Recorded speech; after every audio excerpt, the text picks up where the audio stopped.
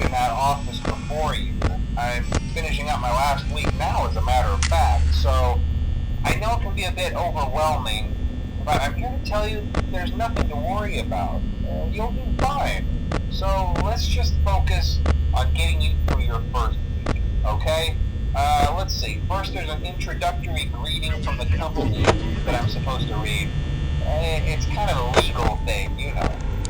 Welcome to Freddy Fazbear's Pizza, a magical place for kids and grown-ups alike, where fantasy and fun come to life. Fazbear Entertainment is not responsible for damage to property or person. Upon discovering that damage or death has occurred, a missing person report will be filed within 90 days or as soon as property and premises have been thoroughly cleaned and bleached and the carpets have been replaced. Blah, blah, blah.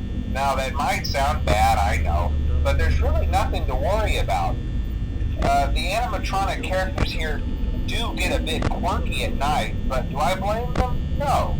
If I were forced to sing those same stupid songs for 20 years and I never got a bath, I'd probably be a bit irritable at night too. So remember, these characters hold a special place in the hearts of children and we need to show them a little respect, right? Okay. So just be aware, the characters do tend to wander a bit. They're left in some kind of free roaming mode at night. Something about their servos locking up if they get turned off for too long. They used to be allowed to walk around during the day too, but then there was the bite of 87. Yeah, it's amazing that the human body can live without the frontal lobe, you know? Now concerning your safety, the only real risk to you as a night watchman here, if any, is the fact that these characters, if they happen to see you after hours, probably won't recognize you as a person. They'll most likely see you as a metal endoskeleton without its costume on. Now, since that's against the rules here at Freddy Fazbear's Pizza, they'll probably try to forcefully stuff you inside a Freddy Fazbear suit.